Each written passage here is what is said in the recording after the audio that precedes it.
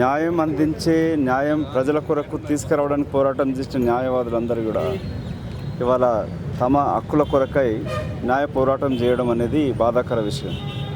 నేను ఒక న్యాయవాదిగా ఇక్కడికి రావడం జరిగినది. ఇవాళ రంగారెడ్డి కోర్టు ఆవరణలో తెలంగాణ బార్ అసోసియేషన్ అధ్యక్షుడు మిత్రులు కొండలరెడ్డి గారి యొక్క ఆధ్వర్యాన సీనియర్ నా క్లాస్మేటు శ్రీనాథ్ గారు వాళ్ళ ఉదయం ఫోన్ చేసి రంగారెడ్డి కోర్టు న్యాయవాదులు రిలే నిరాహార దీక్షలో ఉన్నారు. రిలే నిరాహార దీక్ష చేస్తున్న ఇక్కడ సోదరి అండ్ అదర్ అడ్వకేట్స్ అందరితో కలిసి పార్టిసిపేట్ చేయడం ఇక్కడ. సో ముఖ్యంగా ఇంతకుముందు కొండలరెడ్డి శ్రీనాథ్ గారు మాట్లాడినట్టుగా తెలంగాణ రాష్ట్ర ఏర్పాటు కొరకై న్యాయవాదుల యొక్క పోరాటం చరిత్రాత్మకమది. తెలంగాణ రాష్ట్ర సాధనలో అడ్వకేట్స్ అందరూ కూడా వేలాదిగా తరలిగొచ్చి ఢిల్లీకి వచ్చి అప్పుడు యూపీఏ ప్రభుత్వాన్ని నిర్ణయం తీసుకోవడంలో కీలక పాత్ర పోషించారు. 10 ఏళ్ల టీఆర్ఎస్ పార్టీ పాలనలో సమైక్య ఆంధ్రప్రదేశ్ రాష్ట్రంలో తెలంగాణ న్యాయవాదులకు కూడా అన్యాయం జరుగుతుందని పోరాటం చేయడం జరిగింది. ఉన్న పదవులన్నీ కూడా అప్పుడు పీపీలు కానీ జీపీలు కానీ ఏజీపీలు కానీ ఏజీ కానీ అన్ని పోస్టులన్నీ కూడా ఎక్కువ ఆంధ్ర ప్రాంతంకి వెళ్తుండవి. ఇప్పుడు రంగారెడ్డి కోర్టులు ఇక్కడ ఉన్న డిఓపి ఆంధ్ర ప్రాంతం నుంచి వచ్చినట్టుగా టీఆర్ఎస్ పార్టీ హయాంలో వాళ్ళు నియమించి ఇంకా కొనసాగడం అనేది ఇప్పుడు మా దృష్టికి వచ్చింది. న్యాయమంత్రిగా కూడా ముఖ్యమంత్రి గారే ఉన్నారు. వాళ్ళు ముఖ్యమంత్రి గారు ఈ ప్రాంతం నుంచి పార్లమెంట్ సభ్యుడు కూడా ప్రాతినిధ్యం వహించినాడు. వాళ్ళు ఇక్కడ మిగతా సీనియర్ నాయకులంతా కూడా ఉన్నారు. విక్షపతి వివిధ బార్ అసోసియేషన్స్ నాయకులు మోహన్ కానీ జయపాల్ జగన్మోహన్ రెడ్డి గారు మిగతా మిత్రులు వాళ్ళు నిరాహార దీక్ష చేస్తున్నందరూ రమణారావు గారు ఉన్నారు. మిగతా మహిళా అడ్వకేటు మా గంగారెడ్డి గిట. ఇక్కడ ముఖ్యమైన సమస్య ఏంటంటే తెలంగాణ రాష్ట్రం సాధించుకున్నాక కూడా దాంట్లో వాటాదారులైన ప్రతి ఒక్కరు కూడా ఇంకా న్యాయం కొరకే పోరాటం చేయాల్సిన దుస్థితి ఉండడం బాధాకరం. సో కాంగ్రెస్ పార్టీ ప్రభుత్వం వచ్చింది, రేవంత్ రెడ్డి గారు ముఖ్యమంత్రిగా ఉన్నారు. నేను ఒక న్యాయవాదిగా ఈ ప్రాంతం నుంచి ఎదిగిన వ్యక్తిగా రంగారెడ్డి జిల్లా సంబంధించింది కాదు, ఇది మొత్తం తెలంగాణ ప్రాంతానికి సంబంధించింది. ముఖ్యంగా రంగారెడ్డి కోర్టులో ఇప్పుడు డిఓపి గారు చేస్తున్న నియామకాల పైన, టెన్యూర్ పీపీల పైన కానీ సో వీటిపైన వెంటనే ముఖ్యమంత్రి గారి దగ్గర తీసుకెళ్ళి ఇది పరిష్కారం చేయించాల్సిన బాధ్యతగా ఈ ప్రాంత కాంటెస్ట్ చేసిన వ్యక్తిగా కూడా నా బాధ్యత ఉంది. గంగారెడ్డి గారు కోరినట్టుగా వెంటనే ముఖ్యమంత్రి గారితో వారి యొక్క సమయం తీసుకొని యావత్తు తెలంగాణ న్యాయవాదుల తరఫున తెలంగాణలో ప్రాక్టీస్ చేస్తున్న హైకోర్టు వివిధ జిల్లా కోర్టులు చేస్తున్న న్యాయవాదుల తరఫునంతా కూడా ఒక సమావేశం ఏర్పాటు అతి త్వరలోనే చేపిస్తానని కూడా మీకు మాటిస్తూ ఉన్నాను.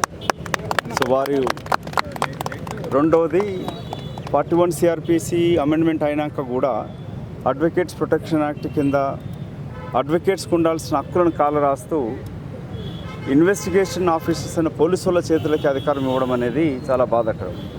పోలీస్ వ్యవస్థ ఎంత దుర్గతంగా ఉన్నదనేది అందరికీ తెలుసు, ఎంత దుర్మార్గంగా పరిపాలన చేస్తున్నారనేది కూడా తెలుసు. లా అండ్ ఆర్డర్ ప్రొటెక్ట్ చేయాల్సిన పోలీసు వాళ్ళు ఇవాళ న్యాయం వాళ్ళ చేతిలో ఉంటే అన్యాయం జరుగుతుంది. వాళ్ళు డిస్క్రిషనరీగా ఇప్పుడు ప్రతి దాంట్లో కూడా వేలు పెడతా ఉన్నారు. వాళ్ళు రియల్ ఎస్టేట్ దందాలు చేస్తూ ఉన్నారు. పోలీస్ అధికారులు గతంలో చేసిన వాళ్ళు కూడా వేలాది కోట్లు సంపాదించిన ఆరోపణలు కూడా వస్తూ ఉన్నాయి. సో అయ్యర్ పోలీస్ అధికారులు ఒకటవుతే ఇప్పుడు స్టేషన్ ఆఫీసర్స్కి అధికారం ఉండడం కూడా అది దుర్వినియోగం చేయడం అవుతుంది, అబ్యూజ్ ఆఫ్ పవర్ అవుతుంది. దాన్ని రద్దు చేయాల్సిన అవసరం ఉన్నది. సో స్టేట్ గవర్నమెంట్ అమెండ్మెంట్ తీసుకురావాల్సిన అవసరాన్ని కూడా మిత్రులు శ్రీనాథ్ గారు చెప్పడం జరిగింది.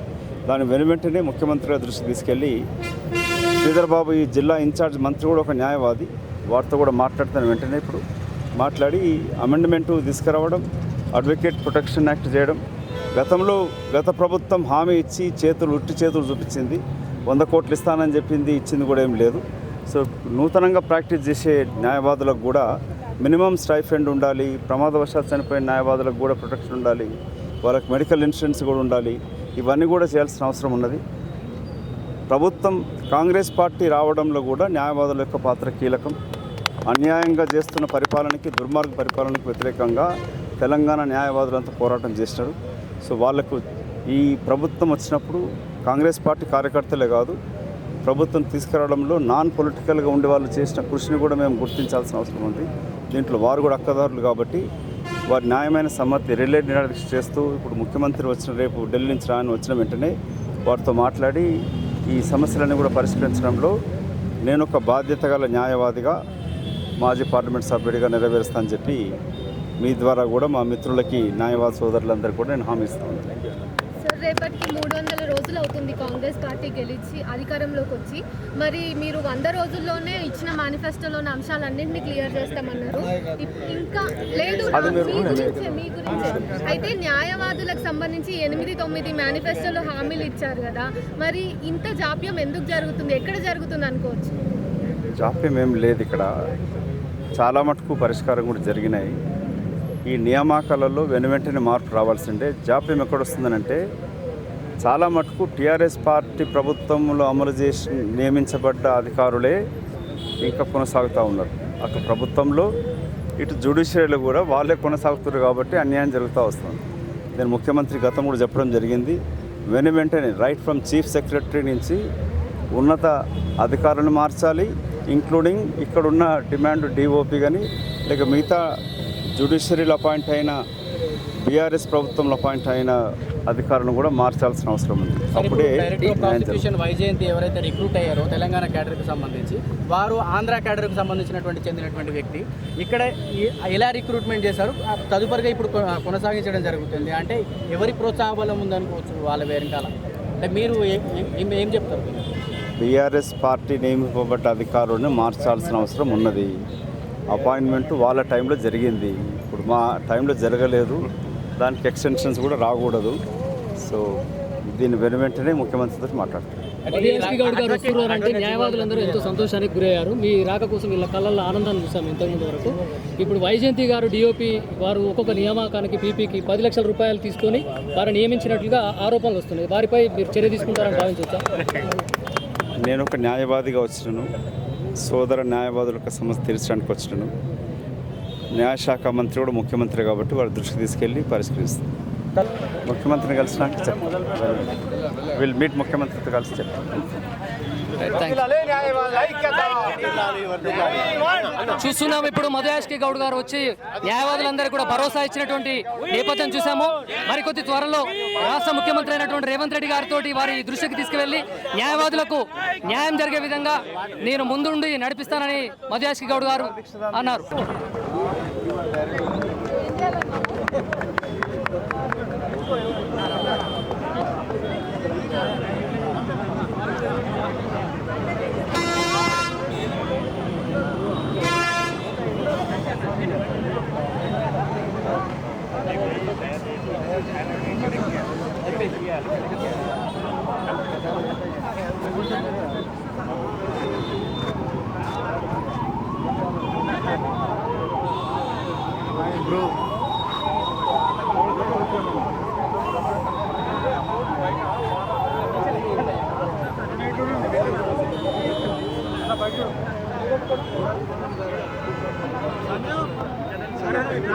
తర్వాత చెప్తే అర్థం కాదు సార్.